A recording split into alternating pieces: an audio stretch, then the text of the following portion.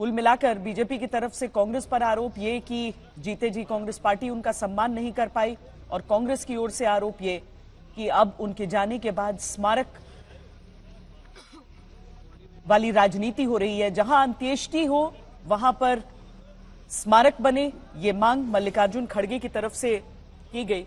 आज आशुतोष जी, जिस तरीके से ये अंतिम यात्रा निकली है, जिस तरह से स्मारक को लेकर ये पूरी चर्चा छिड़ी है, आपके विचार? देखिए, जिस तरीके से ये कंट्रोवर्सी हुई है, मुझे लगता है एक अवॉइडेबल कंट्रोवर्सी है, और ये इस बात को दर्शाता है कि भारत की राजनीति अभी भी इतनी परिपक्व नहीं हुई है कि हम ऐसे मसलों पर राजनीति करने से बचें।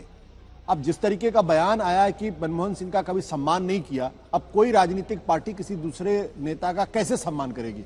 जिनको आरबीआई का गवर्नर बनाया, जिनको फाइनेंस सेक्रेटरी बनाया, जिनको प्लानिंग कमीशन का वाइस चेयरमैन बनाया, जिनको यूजीसी का चेयरमैन बनाया, जिसको वित्त मंत्री बनाया, जिसको प्राइम मिनिस्टर बनाया, अब कैसे सम्मान होता? अगर कोई और पैमाना सम्मान का हो तो हमारे ख्याल से सुधांशु त्रिवेदी जी को बताना चाहिए कि और सम्मान का क्या तरीका होता।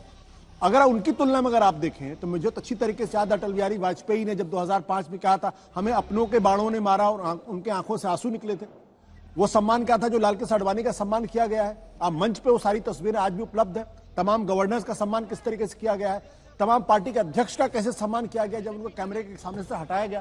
तो मुझे नहीं लगता कि ऐसे मौकों पर इस तरीके की राजनीति होनी चाहिए। ये बहुत ही दुखद है, ये बहुत ही शर्मनाक अगर मैं कहूं तो भी वो शब्द थोड़ा सा छोटा पड़ता है। मनमोहन सिंह एक ऐसे थे जिनके बारे में मेरा स्पष्ट तौर पर मानना यह है कि अगर पंडित जवाहरलाल नेहरू को भारत की लोकतांत्रिक इमारत की नींव डालने का अगर उनको क्रेडिट जाएगा तो भारत की जो आर्थिक जो इमारत है उसकी नींव में मनमोहन सिंह का बहुत बड़ा हाथ है।